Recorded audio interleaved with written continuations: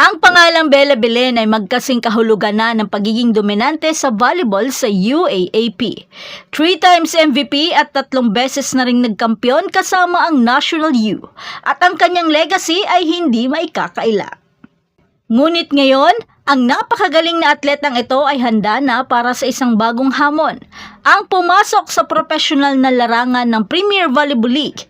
Excited na ang Capital One Solar Spikers. Kayo rin ba? Pero bago pa man ang lahat, kung hindi ka pa nakapag-subscribe, please like and subscribe at paki-spike na rin sa bell button para lagi kang updated sa mga volleyball ganap. Ang anunsyo ay nagdulot ng matinding kagalakan sa mga tagahanga na matagal nang naghihintay sa kanyang desisyon. Matapos ang ilang pag-iisip, opisyal na inanunsyo ni Bella ang kanyang pagsali sa 2025 PVL Rookie Draft. Walang pag-aalinlangan sa kanyang dedikasyon sa susunod na antas. Isa siya sa mga pinaka-nagtagumpay na collegiate athlete sa kasalukuyan. Walang iba kundi si Bella Belen, ang mukha ngayon ng Women's Volleyball Program ng National University at 3 beses na UAAP Most Valuable Player, ay opisyal nang nagpahayag ng kanyang pagsali sa 2025 Premier Volleyball League Rookie Draft. Ang anunsyo ay naganap noong Sabado ng umaga sa Day 2 ng PVL Draft Combine sa Paco Arena. Kinumpirma ang inaabangan ng maraming tagahanga. Ilang araw bago nito, binigyan niya ng pahiwatig ang kanyang mga plano, ipinahayag ang kanyang malalim na pagmamahal sa Pilipinas at ang kanyang hangaring maglaro sa sariling bansa. Sa PVL Draft Combine, ipinakita niya ang kanyang mga kasanayan kasama ang iba pang mahuhusay na atleta at nakilahok sa mga drills at scrimmages na nagpahanga sa mga coaches at scouts. Totoo ang posibilidad na umatras siya sa draft. Ngunit ngayong Sabado, wala nang pag-urong. Saad pa nga nito, medyo buo na yung loob ko na Opo. Kasi parang siyempre, at the end of the day, dito naman tayo sa Pinas. Pilipinas pa rin ang mamahalin. Mamahalin. So ayun, buo naman ako yung loob ko na magpaka-draft. ang 5'8" outside spiker na ang pangalan ay naging kasing kahulugan na ng pagiging dominante ng NU sa volleyball ay hindi nakadalo sa Day 1 ng Combine dahil sa mga naunang commitment. Kasama ang kanyang mga kasamahan sa Lady Bulldogs, dumalo si Belen sa pagbubukas ng SM City Lawag sa Ilocos Norte. Pagkatapos ay nanatili upang suportahan ng NU Nazareth School na kumakatawan sa NCRAA habang nakamit nila ang titulo sa girls volleyball sa palarong pambansa. Ngunit pagbalik niya sa Combine, balik trabaho na. Sa Day 2, nakita si Belen at ang iba pang mga aplikante sa draft na nagsasagawa ng ball drills sa umaga at scrimmages sa hapon.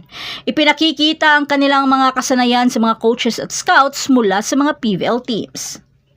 Inaasahang isa sa mga top pick si Bella Belen, posibleng maging number 1 overall selection ng Capital One. Si Bella ay nananatiling mapagkumbaba at focus. Kinikilala niya ang matinding kompetisyon. Binibigyan din ang kanyang hangaring matuto at umunlad kasama ang iba pang mga natatanging mga manlalaro.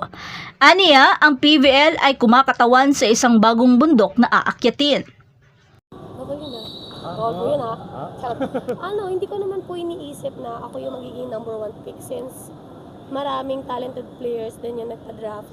So, lang po ako, syempre hinihintay ko din kung sino man yung team po na pipili sa akin. So, yun po, hindi ko naman po siya parang like in pride na ay number 1 ako ganyan. Hindi pa din po. Syempre iba pa rin. Kaya nga po may combine para makita ka ng coaches and managers ng PVL teams kung paano ka makipag-interact with other players.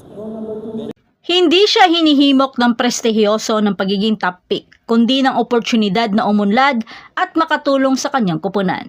Ang kanyang matatag na dedikasyon sa pagsusumikap at sipag, ang mga katangiang nagbibigay kahulugan sa kanyang collegiate career ay mananatiling pundasyon niya. Saan man ako mapunta, ibibigay ko ang aking makakaya para matulungan ang aking kupunan na manalo. Yan lang ang maiaalok ko, ang aking sipag at tiyaga. Ang paglalakbay ni Bella sa NU ay maaaring natatapos na, ngunit ang kanyang kwento ay nagsisimula pa lamang.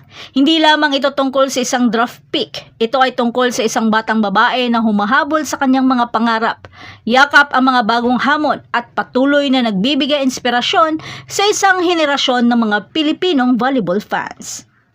Kaya suportahan natin si Belen habang sinisimulan niya ang kapanapanabik na bagong kabanata sa kanyang karera.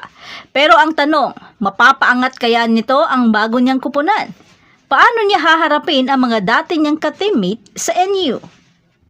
At yan na ang lahat para sa ating update ngayon. Manatiling nakatutok para sa iba pang mga balita mula sa mundo ng Philippine Volleyball. Huwag kalimutan mag-like, mag-subscribe at i-spike ang notification bell para hindi ma-miss ang mga susunod na video. Hanggang sa muli, patuloy na mag-spike at mag-dig sa ating channel.